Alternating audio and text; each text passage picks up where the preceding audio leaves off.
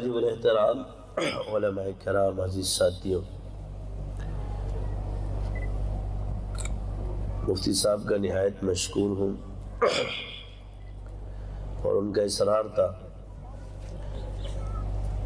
کہ میں کچھ نہ کچھ عرض ضرور کروں۔ طبیعت بھی نزلہ و زکام، آج کل کا موسم ہے، اللہ سب کو شفا کاملہ عطا فرمائے، مجھ وکیل سمیت، کہ دنیا کے اندر ہم نے اگر کامیابی کو پانا ہے تو ہم نے نظر اللہ پہ رکھنی ہے، یقین کامل اللہ پر ہونا چاہیے۔ اپنے راستے کو پھرکنے کے لیے شریعت کے اصول اور ضوابط جو ہے وہ قرآن و سنت کے خلاف نہ ہو، کیونکہ شریعت کے جتنے بھی حدود ہیں وہ قرآن و سنت سے ثابت ہیں۔ تو اللہ کی مدد ہمارے شامل حال ہے، اور اپنے عمل پر ناز نہ ہو، اپنے آپ کو حقیر سمجھو، گناہگار سمجھو، اور دوسروں کو اور اپنے لیے نیکی کی دعوت دیتے رہو۔ کیونکہ آج ہمارے اندر جو تباہی پیدا ہوتی کیا کہ ہم کہتے ہیں کہ جی ہم ہی نیک ہے،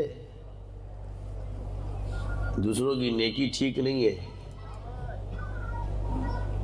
اگلے کو گناہگار سمجھتے ہیں، اپنے آپ کو نیکوکار سمجھتے ہیں۔ یہ غلط چیز ہے۔ ہمیں علم سیکھنے کا فرمایا اور اس کو سکھاؤ۔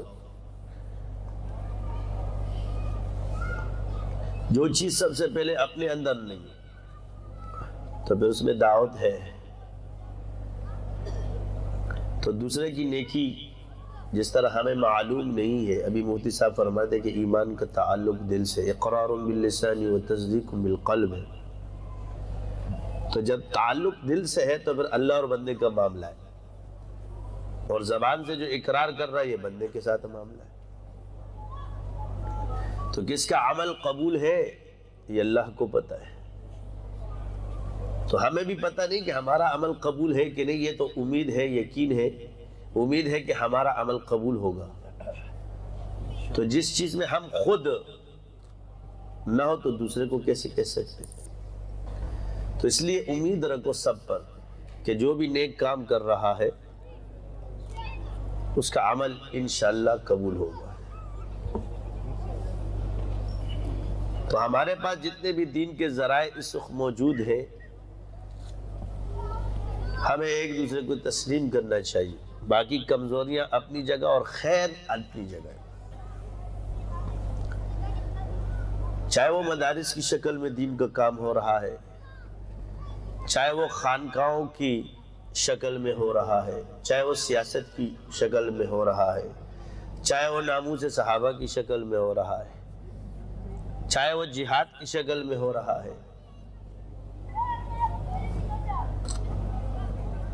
کسی بھی ذریعے کو، چاہے وہ قرات ہے، جو بھی یہ تمام ذرائع ہیں، چاہے وہ علاج اور معالجہ و عملیات ہو، مقصد کیا ہے؟ لوگوں کو اللہ کی طرف لانا۔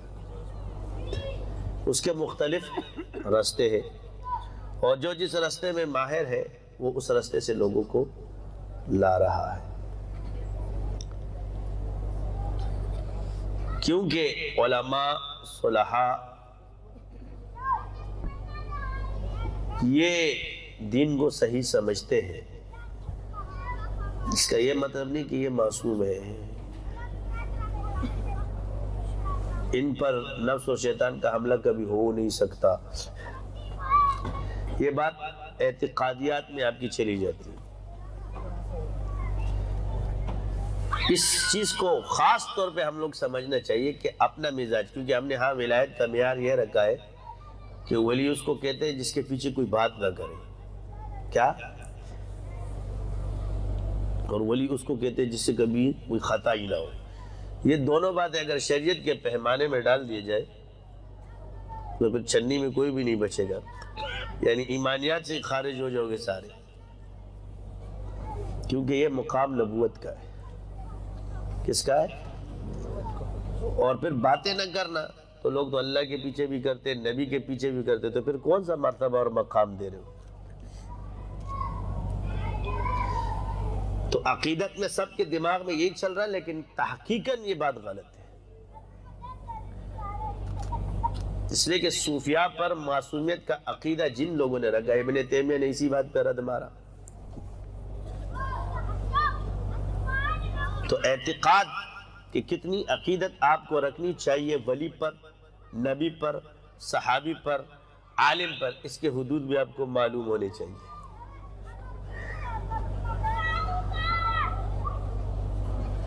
اللہ پر ہمارا عقیدہ کس طرح ہونا چاہیے؟ رسولوں پر، اصحاب رسول پر، ائمہ مجتہدین پر۔ اکثر آپ کو کہیں گے جی ولی کتب ابدال، یہ صحابہ کے دور میں تھے کہ نہیں تھے؟ صحابیت خود ایک درجہ ہے جو کسی ولی اور کتب اور ابدال کو حاصل نہیں ہو سکتا۔ تابعیت خود ایک درجہ ہے جو کسی بھی غوث کو حاصل نہیں ہو سکتا۔ تبع تابعیت خود ایک درجہ ہے جو کسی بھی غوث کو حاصل نہیں ہو سکتا، اور باقی یہ درجے بعد میں حاصل ہو سکتے ہیں۔ یہ وہ درجے ہیں جو بند ہو چکے۔ یہی وجہ ہے کہ جب آپ حدود کو نہیں پہچانتے، علم کے حدود کے، اصحاب رسول پر جن لوگوں سے منہ سے کلام ہوا تو وہ حدود سے تجاوز کر گئے، ان کا وہ مقام نہیں تھا۔ اور پھر بعد میں صفائیاں دینے والے بھی وہی اصول پکڑ کے بیٹھ گئے۔ تو عرض یہ ہے کہ احادیث مبارکہ ہو یا قرآن کی آیات ہو، جہاں باطل اس سے قیاساً اصحاب رسول کی برائی بیان کرتے ہیں تو وہاں احادیث مبارکہ سے تو استثناء ثابت ہے، ان کے مناقب بھی ثابت ہے۔ تو اس چیز سے تو حضور نے بھی ان کو مستثنیٰ کیا، تو ان کا قیاس تو ایسے بھی باطل ہو گیا۔ پھر کچھ نحوی ترکیبوں میں وہ ماہر ہے، تو پھر جب قرآن کے اس مقام پہ پہنچ جاتے تو پھر یہ بھی گڑبڑ ہو جاتے ہیں۔ ہمارے والے بھی دلیلاً کبھی کبھی ان باتوں کو پیش کر رہے ہوتے، کیونکہ قرآن کا اعجاز ہے کہ قرآن اور سنت کے سامنے آ کے ہر اصول، ہر چیز، ہر بزرگ کی بات ٹوٹ سکتی ہے۔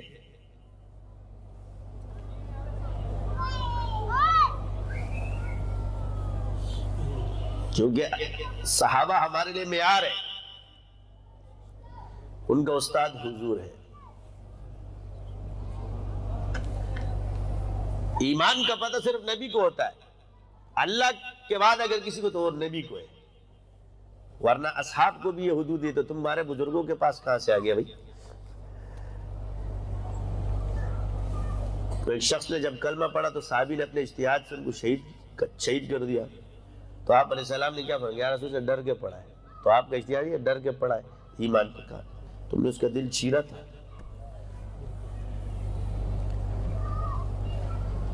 تم ایمان کے فیصلے کر رہے ہوتے کہ نہیں کر رہے تھے؟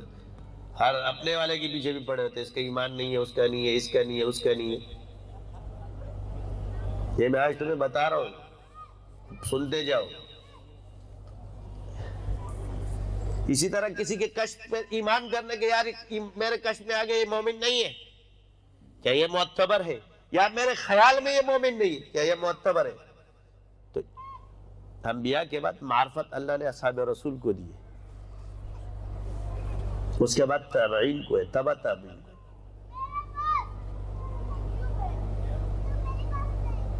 تو اصحاب رسول نے کیا فرمایا؟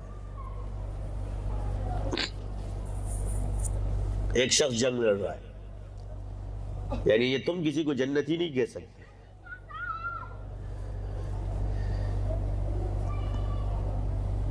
ایک جنگ لڑ رہا ہے، صحابہ کہتے کہ یہ جنتی ہے، کیا فرما رہے؟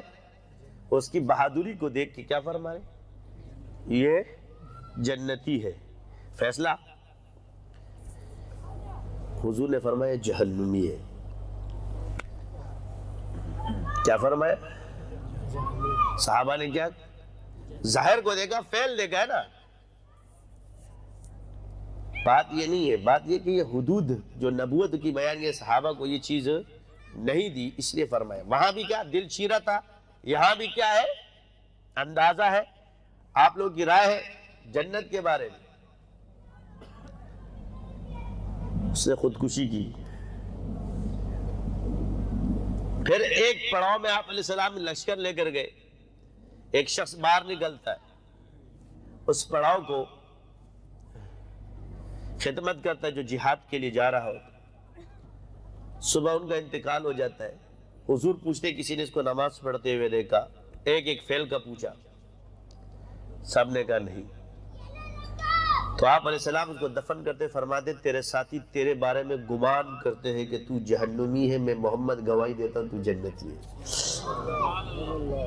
یعنی گمان بھی ایمان میں، کشف بھی انجام میں، یہ نہیں کہ مکاشفات علمی نہیں ہے، بات ہے انجامی، کسی کے انجام کی، آپ کو اپنے انجام کی خبر نہیں، دوسرے کا انجام کیا جانو گے؟ کوئی بزرگ کوئی عالم اپنا انجام جانتا ہے؟ اور باقی پھر یہ کشف اور مراقبات پہ جو آپ لوگ اعتراضات کر رہے ہوتے ہو، پھر یہ جو گزرے ہوئے بزرگوں کے خوابوں کی ایمانیات کی دلیل میں کیوں لیتے ہو؟ ان کے جنتی ہونے کی دلیلوں میں کیوں لے رہے ہو؟ اس کی تعبیروں سے کیوں لے رہے ہو؟ پہلے اپنی راہ کو پہچانو، حدود پہچانو۔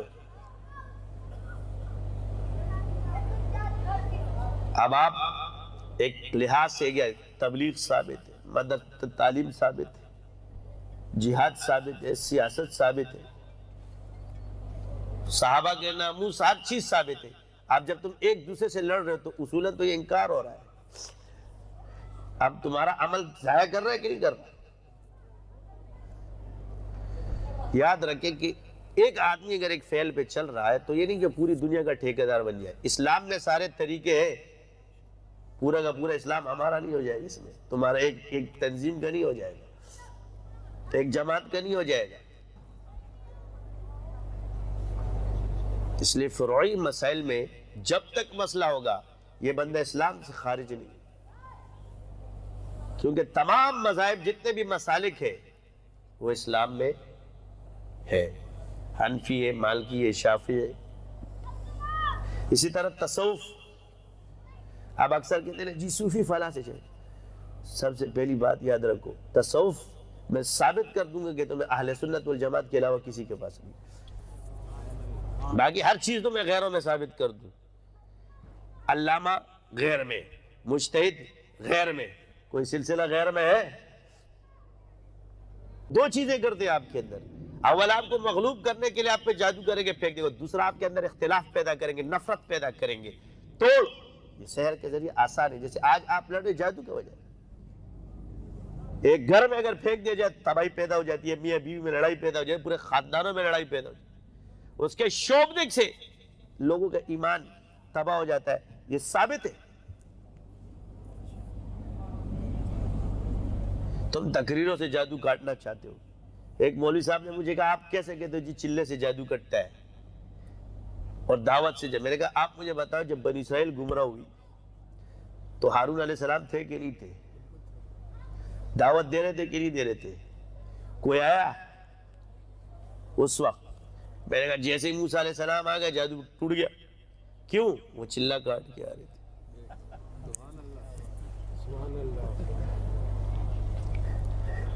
یہ اتنا انتظام اس چلے کے لیے تو تھا، پھر آپ کہتے جی چلے کی کیا دلیل ہے؟ اب 30 دن اور 10 دن کی دلیل، اللہ نے اس میں رس کیا رکھا ہے؟ 30 اور 10، اب عدد سے اس کا حل موجود ہے، باقی تمہارے پاس نہیں۔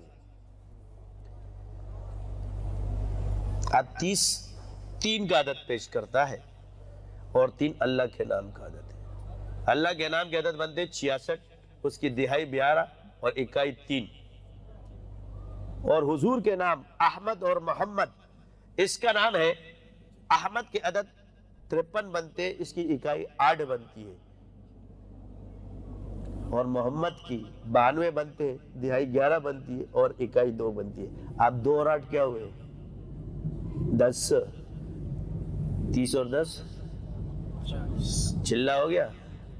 چلے کا راز سمجھ میں آ گیا؟ اللہ محمد اور احمد ہے، اگر 11 ہو گیا تو 92 کا عدد بنتا ہے، محمد کا عدد ہے۔ وَلِتَعْلَمُوا عَدَدَ السِّنِينَ وَالْحِسَابَ وَكُلَّ شَيْءٍ فَصَّلْنَاهُ تَفْصِيلًا۔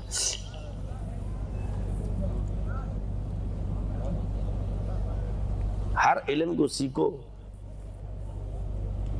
یہ اسرار تمہیں تب پتہ چلے گا، پھر تمہیں پتہ چلے گا کہ باطل نے کیا لیا ہے، حضور نے فرمایا حکمت مسلمانوں کی گمشدہ میراث ہے. کیا ہے میراث؟ کس کی ہے؟ جہاں سے چاہو لے. کیونکہ حکمت کا تعلق نظام سے ہے، اور نظام میں جو چیز جس کے پاس ہوگی وہ غالب ہوگا. ذکر ثواب کے لیے بھی ہے، ذکر علاج کے لیے بھی ہے، ذکر نصاب کے لیے بھی ہے، اور ذکر نظام کے لیے بھی ہے، اور ذکر جہاد کے لیے بھی ہے. نہیں ہے یا حی یا قیوم برحمتک استغیث، حضور صلی اللہ علیہ وسلم اس وقت تک نہیں اٹھے جب تک جبرائیل اوپر سے نیچے نہ آئے اس ذکر کے ذریعے، یا حی یا قیوم برحمتک استغیث. ذکر سے نظام چلایا جاتا ہے کہ نہیں چلایا جاتا؟ آصف بن برقیہ نے کہا یا ذل جلال والاکرام، تخت اٹھا ادھر. تمہارا مولوی کہتا ہے کہ اذا زلزلت الارض زلزالہ سے کہاں سے ثابت ہو گیا کہ جی ہانڈی اٹھ کے آئے گی؟ میں نے کہا ایک نام سے تخت آتا ہے، تو ہانڈی کو روتا ہے، اس کو جادو بولتا ہے، پھر اپنے آپ کو مسلمان بھی بولتا ہے. اور تم جو یہ نعرے لگانے والے ہو، تمہارے مولویوں سے پوچھو نا، جو تحریف کا قائل ہو وہ کافر ہے، تو جو قرآن کے تقدس کو پامال کرتے ہو کیوں مسلمان ہے؟ کیونکہ وہ تمہارے طبقے میں سے اس لیے.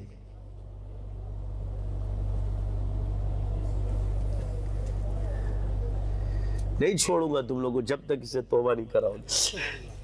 گناہ اپنی جگہ ہے. کفر، ایک مسلمان مومن ہو سکتا ہے، فاسق بھی ہو سکتا ہے، لیکن ایک مومن کافر بھی ہو، مومن اور کافر یہ اکٹھے نہیں ہو سکتے. تم لاکھ اس کو کرتے رہو، تم اس کو بچا نہیں سکتے. اس کا یہ مطلب نہیں تھا، اس کا یہ مطلب واضح کر. یہ تو صوفی نہیں ہے نا. صوفیوں نے زیادہ سے زیادہ کیا کیا ہوگا؟ کیک کاٹ لیے ہوں گے، ہاتھ چوموا لیے ہوں گے، پیر چوموا لیے ہوں گے. اس سے زیادہ کیا کام کیا ہے؟ پگڑی پہن لی ہوگی، شلواریں دوسری کر لی ہوگی.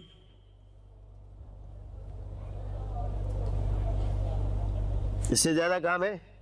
ہیپی برتھ ڈے یا رسول اللہ.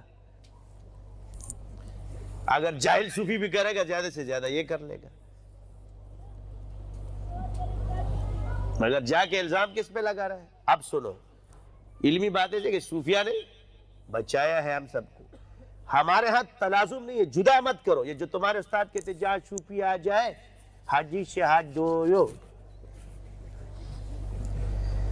اچھا جی حدیث صحیح کب ہوتی ہے؟ جی وہ متقی پرہیزگار ہونا چاہیے.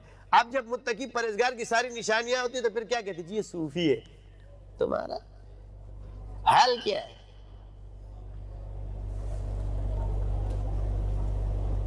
امپورٹڈ اقوال جو ہوتے ہیں نا سکر خرابی ہوتی ہے. جس کے پاس دونوں علم ہو اللہ نے اس کو بچایا ہے.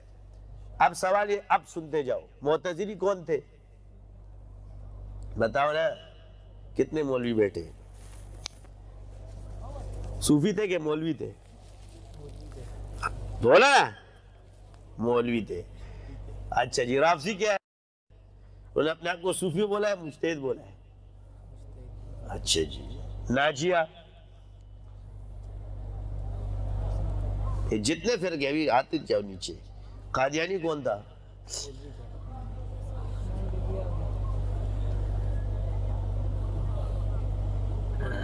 اب آ جاؤ. صوفیہ نے بگاڑا گھر کیا ہے. ابھی تو آج کو چل رہا ہے سر کہ صوفیہ نے کھڑا کیا. کیا کھڑا کیا؟ یہ ڈرامے بازیاں چھوڑو. اگر عیب نکلنے پر آ جاؤ گے. اب آ جاؤ. اکبر بادشاہ پتہ کس کی وجہ سے گئے؟ منظور احمد نعمانی صاحب کی کتاب ہے، میں نہیں کہہ رہا کہ یہ تہجد گزار آدمی تھا. سب جب مولوی مناظرہ کرتے تھے اس کے دربار میں گمراہی کا سب کیا تھا؟ وہ رافضی جس نے اس کو گمراہ کیا تھا وہ کون تھا؟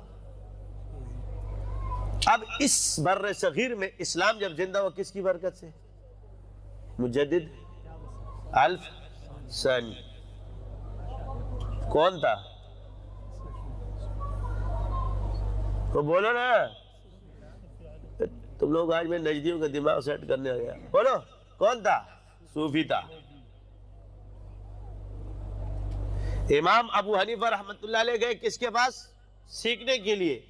مجتہد بننے کے لیے گئے تھے یا تقویٰ نہیں تھا؟ یا معرفت سیکھنے گئے تھے امام جعفر صادق کے پاس؟ جب ہمارا مجتہد امام سے تصوف سیکھ رہے تو تم کہاں سے مستثنا ہو گئے خشکو؟ پھر آ جاؤ حاجی امداد اللہ مہاجر مکی رحمت اللہ علیہ، ہمارے سارے اکابر ان سے بیعت ہوئے اور ان سے تصوف سیکھی۔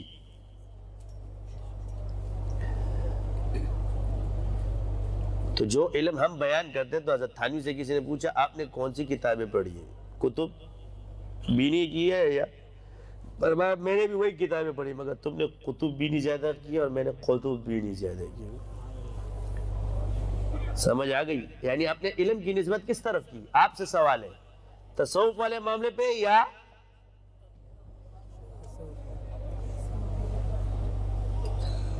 تو عرض یہ ہے کہ یہ دونوں لازم اور ملزوم۔ سمجھ گئے؟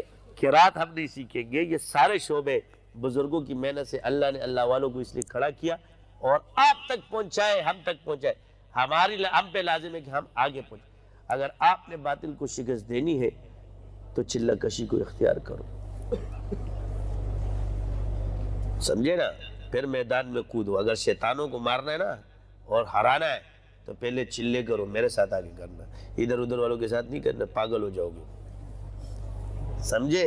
ان کو نہیں آتے، چاہے تمہارا حضرت کیوں نہ ہو۔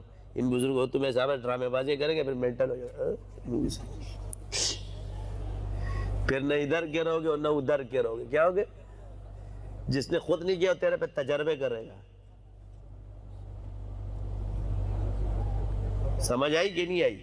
اب ہمارے یہاں کو دو چیزیں یاد رکھنا، ایک آدمی اگر بدگمان ہو جائے اپنے شیخ سے، یہ بھی مینٹل ہوگا، یہ یاد رکھنا۔ کیا ہوگا؟ یہ اس علم میں بدگمانی نہیں چلتی، یہاں سے شیطان اس میں راستہ مارے گا اور ادھر ادھر کر دے گا، پھر چیل اڑی ہوگا، اڑی اڑی اڑی چیل اڑی، تیرا دل وہ ایک اڑ گیا۔ میں نے کہا کیوں اڑا؟ میں نے کہا یہ پاگل، کہہ رہا یار میں نے خواب دیکھا تھا توڑتے ہوئے، ابن تیمیہ کو پڑھا تو جوڑتے ہوئے۔ میں نے کہا دیکھو بدگمان ہو گیا، اڑ گیا، وہ گلیوں میں۔ اڑنا نہیں ہے۔ جب آپ کسی سے بیعت ہو یا کسی شاگرد بنو تو اس کے پکے بنو۔ اگر آپ کسی مخالف کے بھی شاگرد ہو اور اس کے بھی شاگرد، تو آپ پہ دونوں کا احترام لازم ہے۔ آپ بیچ میں مت آؤ، آپ سب کا احترام کرو، کیونکہ آپ نے پھر برابری دینی ہے۔ کیا دینی ہے؟ اور غلط بات مت لو۔ بس اگر ایک بزرگ سے غلطی ہو گئی، سہوا ہو گیا کچھ، اس سے اس کی ولایت پہ فرق نہیں پڑے گا۔ اگر ہم کہیں گے یار یہ مسئلہ کمزور ہے، وہ ولی ہی رہے گا، کیونکہ تم اس کو بچانے کے لیے جو معصومیت کا عقیدہ لے کر آیا ہو، ان سے غلطی نہیں ہوتی ہے، تو اسی میں لگے لگے لگے لگے لگے تمہاری زندگی گزر جاتی ہے۔ تمہیں خود سمجھ نہیں آتا تو بچاؤ گے کیا؟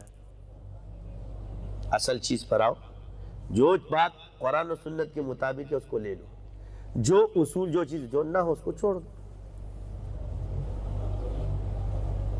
اب نس کے لیے شرائط ہے، علماء کو پتہ ہے، اشارت النس، دلالت النس، اقتضاء النس ہے نا، اس سے ثابت کرو۔ تو عرض یہ ہے کہ الحمدللہ ہم جب یہاں آئے تھے آج، تو آپ لوگ کافی مفتی صاحب کے لیے ان کو بولو آؤ کہ نعتیں پڑھیں، کتنے کا ہمارا انتظار کر، اور ہم بھی ان کو سنے۔ تو ٹائم کافی ہو گیا ہے، کیا ٹائم ہو رہا ہے؟ ہمارا آج کل وہ مثال ہے، جب بھوک لگتی ہے، کسی بھوکے سے کسی نے پوچھا کہ دو کتنے کا؟ 4 روٹیاں۔ تو آج مفتی صاحب کا بیٹے کی شادی بھی ہوئی ماشاءاللہ سے، اور ابھی پتہ چلا کہ سفیان کی شادی ہو گئی ہے، اللہ مبارک کرے۔ تو یہ دونوں الحمدللہ ایک دعوت بھی ہے، ولیمہ تقریب بھی ہے جو سالانہ یہاں ہوتی ہے۔ ہم جب یہاں آئے تھے یہ بالکل بے آباد جگہ تھی اور ایک سنسان سی جگہ تھی، اور آج اللہ کا شکر ہے دیکھو آباد بھی ہونا شروع ہو گیا، پورا علاقہ آباد ہو گیا۔ تو عرض یہ کہ جب آپ اللہ پر بھروسہ رکھتے ہو تو اللہ آپ کو چھوڑے گا نہیں۔ اپنے عمل کو مت دیکھنا، جب اللہ پہ بھروسہ، اپنے فضل، اس کے فضل کو، اس کی قدرت کو دیکھنا۔ اپنے عمل پہ دیکھ لینا تو فعل ہے، ادھر بھی فعل ہے ادھر بھی فعل ہے۔ کیا؟ اگر تیرے اپنے عمل پہ ناز آ گیا تو ادھر بھی فعل ادھر بھی فیل. ہاں اور اگر اللہ کا فضل ہے تو ادھر بھی بچت ہے ادھر بھی بچت ہے. سبحانک اللہم و بحمدک اشہد ان لا الہ الا انت استغفرک. تو ہماری تقریر میں یہ نہیں خدا نہ خواستہ کہ تم سمجھو کہ یار مولوی ہے. مسئلہ کیا ہے کہ ہر آدمی کے اپنے ایک حدود ہے اور اس حدود کو کر کے جو کام ہو رہا ہے اس میں باقی ہے. باقی ایک دوسرے پہ اعتراضات نہیں, کیونکہ اگر آج مدارس نہ ہوتے تو ہم ہوتے. یا رد مدارس نہیں ہے, سمجھ گئے نا. ایک چیز لازم ہے اور ایک سنت ہے, اس میں فرق ہے. سمجھ آ گئی. سبحانک اللہم. تو کہتے جی صحابہ نے یہ عمل کیا تھا. ایک چشتی صاحب بیٹھے ہوئے تھے, چشتی کیا تھے, تو چشتی پوچھتا ہے کیا صحابہ نے مجاہدے اور اسباق کیے تھے؟ تو میں نے سے کہا تو صحابی ہے یا چشتی ہے؟ تو صحابی ہے یا چشتی ہے؟ صحابیت کا تو دعویٰ کرتا نہیں. تو چشتی ہے تو خواجہ معین الدین چشتی سے چلے آ رہے ہو, سارے چشتیوں نے کیے, آرام سے بیٹھے. تم سمجھے نا, صحابہ سے ثابت ہے کہ نہیں؟ ہر چیز ثابت ہے. ثابت یہ ذکر ثابت نہیں, مجالس سے ذکر حضور سے لگاتے تھے. اب رہیے کہ صحابہ کیوں نہیں؟ تو صحابہ تو خود صاحب نسبت تھے سارے, وہ تو سب حضور کے شاگرد تھے, وہ تو خود صاحب, وہ تو بابرکت کے لیے کھڑے. سبحانک اللہم و بحمدک اشہد ان لا الہ الا انت.